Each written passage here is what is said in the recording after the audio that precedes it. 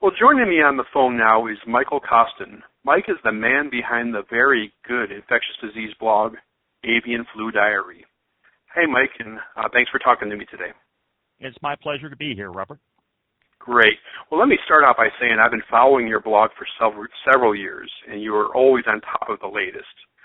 You do this fantastic job of getting press releases and other original sources from foreign health departments before most people get them. And you're used as a reference in many sources. I see you at CIDRAP and other reputable places. So you're really good cutting-edge reporting. So I just want to lay that compliment out there first. Well, thank you. You bet. And how long have you been doing this, and what prompted you to write about avian flu and other diseases? Well, I started 8 years ago, in 2006, in January 2006. I'm coming up on my 9th year next month. I did not ever expect anybody to read this blog. I wrote it for myself and for a couple of close friends because I was interested in the avian flu. I thought it was going to be successful. I'd have found a better name for it. But to my surprise, I started picking up readers almost immediately, and before I knew it, it had become a force of its own. And like a Pavlov's dog reaction, the more people that read it, the more I felt I had to write. And so instead of writing 1 or 2 blogs a week, I was writing 2 or 3 a day. Right. And thereby hangs the tale. Yeah, some really good stuff.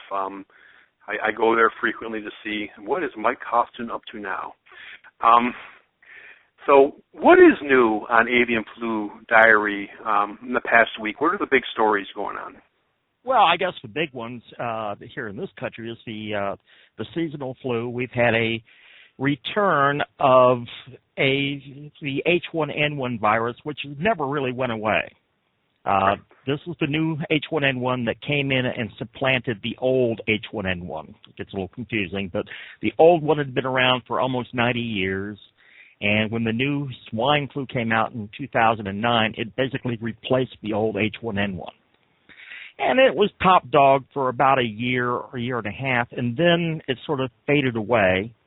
And the H3N2 strain, which has been around since 1968, pretty much took over for the last 2 or 3 years.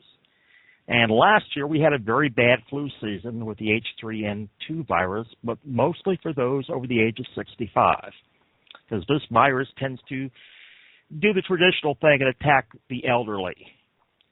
H1N1, on the other hand, skews more towards a younger patient. And so that's why we saw so many young adults hit in 2009. So this year, after 3 years of seeing very little of this virus, it's come back in North America very strong. And about 95% of the influenza A we're seeing right now is H1N1. Right.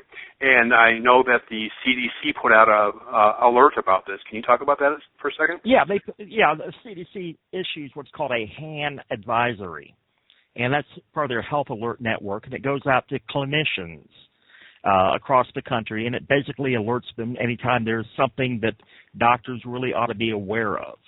And we see 1 or 2 of these come out a month. And on, I think it was Christmas Eve, as a matter of fact, they released one saying that there was an uptick in H1N1 cases.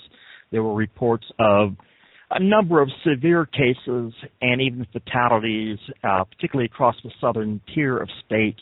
Texas, Houston area has been hit pretty hard. Right. And so they were wanting clinicians to be aware that H1N1 was back, younger patients were at risk, and that antivirals like Tamiflu should be administered to any high-risk patients, even if you don't have a positive flu test, even if you only suspect that it's flu. Okay, well, and since we're on the topic of Tamiflu, your latest headline says there's some shortages of Tamiflu in some parts of the country. It seems to be spot shortages. I talked to my own pharmacist, and they said actually the supply of Tamiflu is always tight during the winter. Okay. But here in Florida, we're only seeing a minimal amount of flu, although I know of 2 or 3 people that have already had it this year. Right. But in places like Texas, and I understand Arkansas, Little Rock is having a problem with their Tamiflu supply, and Atlanta, Georgia, supposedly is tough to find. So people who need the Tamiflu may have to call around to more than one pharmacy to find a store that has it, but it's not a major nationwide shortage. Right, but clearly in those particular areas there's some concern. Yes. Yeah. Something else you've been covering really, really well is what's going on with the MERS coronavirus. And I got to tell you, that's so hard to keep up with. I'm not even sure what the right numbers are from day to day. Mike? Well, I don't think anybody knows. What do we know today? Okay. Basically, almost 2 years ago, it's new to us. It's probably been around in bats and in other animals for eons, but new to our understanding, a new virus appeared at a hospital in Jordan and infected about 12 people. It really wasn't identified until last year. And when someone from Saudi Arabia went to England with an unknown virus and it was sequenced, it was sent to Erasmus University, and they figured out it was a coronavirus. Now, coronaviruses are kind of unusual because up until 10 years ago, we thought they were fairly innocuous. They caused cold-like symptoms, pretty mild stuff. And there were a couple of canine coronaviruses, and we knew that there were bovine coronaviruses, and there were a few human viruses, but it wasn't considered a big deal until SARS came around in 2003, and lo and behold, this was a virulent, often deadly coronavirus, and it changed the textbooks. All of a sudden, we figured out that some of these coronaviruses were very dangerous. So we've got this new coronavirus that probably comes from bats. There's better evidence now, the last couple of months, that they're finding the virus in bats. They found it in camels, and we think camels may be an intermediate host, meaning that it isn't the reservoir host, but camels, for whatever reason, are being infected, and they can carry it with, some of them may get ill, most of them are probably asymptomatic. Now, how it's getting into humans, we don't quite know. It could be coming from exposure to camels.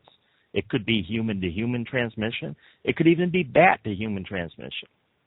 But right now, we just see these sporadic cases, and I think we're up to 171 or something like that that we know of. And about 40% of the people that have gotten it have died. But we seem to be seeing a lot of asymptomatic or mild cases out there that are starting to turn up. In fact, of the last 9 cases we know about, 5 were asymptomatic or possibly mild symptom healthcare workers. Right. Yeah, I've noticed that too, and it makes you wonder if Saudi Arabia is really doing the best infection control job they could be doing. Because it seems to be spreading pretty easily between healthcare workers and patients, et cetera. That seems to be the real problem. You know, SARS was controlled because of really good infection control in hospitals. It burned through hospitals in China until they figured out what it was. And when they put in really good infection control, they basically stamped it out. But we're seeing a lot of relatively a lot of asymptomatic cases, and we don't know how many we don't know about because they're awfully tough to find. So I don't know whether they're not doing due diligence or what the deal is, but obviously it's a concern. Yeah. Well, you've been doing a great job of covering that. And let me go ahead and close with one last question. Sure. And I want to say, Mike, I would like to have you on in the future, maybe as a regular update. To just let my audience know what's going on with some of these topics. And we'd even touch the Hong Kong situation because of time. But the last thing I want to ask you, since this will be airing on the last show of 2013, and part of my show is going to be my personal top 10 infectious disease outbreak stories of the year, in your opinion, what was the number one infectious disease news story of 2013? I think it has to be the H7N9 virus appearing out of virtually nowhere. We learned about it on March 31st. It broke out basically in February of last year in China. And what makes this unusual is H7 avian viruses we've seen them infect humans before, but they almost always produce mild symptoms.